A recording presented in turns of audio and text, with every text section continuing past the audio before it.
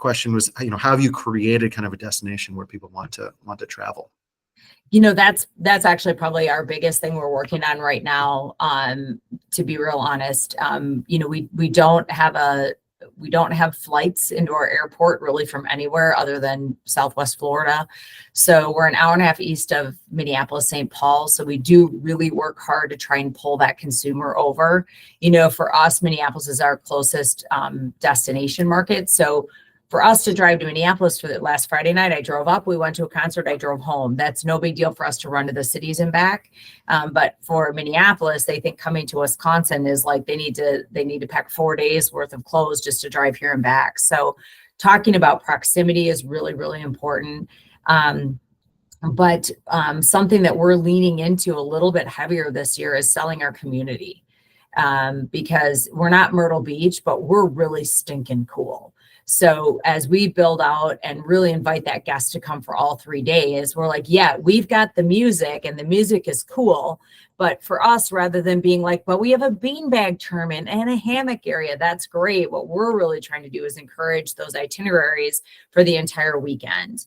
And this fell out of, we went to Stagecoach a couple of years ago, and Stagecoach is cool, but I had way more fun exploring Palm Springs. So what we're trying to do is say, hey, come to our festival. You're going to be blown away. But in the morning, go to yoga in the park, go to the farmer's market. We have the world's largest sculpture tour, go tubing on the river.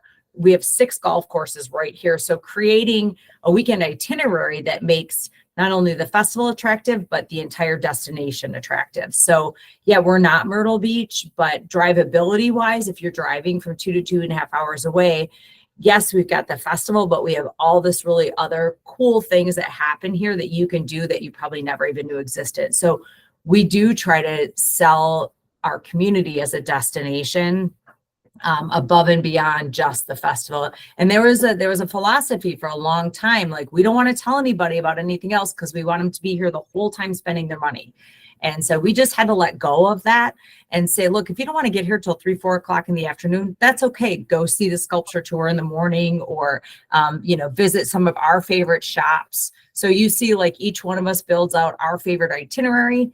Like if I was a tourist in my own town, what would I do? So those are things that we're trying to do to build destination around the festival. So maybe the lineup piques their interest. The lineup might pique their interest, but then we want to sell them on the whole weekend. And, Luke, your question, like, how do we do that? We work really, really closely with our Convention and Visitors Bureau, and they love it. Like I'm giving them free advertising wherever we need to go. So they build like my perfect day in Eau Claire. If you're in town for Country Jam, here's our favorite places to go. And they organically have a ton of that content already that we're just tying into. So, we have a Best Bloody Mary. It's Wisconsin. We have a cheese curd crawl. So if you try 6 different restaurants' cheese curds, you get a free t-shirt. So those are all things that our CVB is already doing that we're just able to really cultivate and put our brand on for that particular weekend.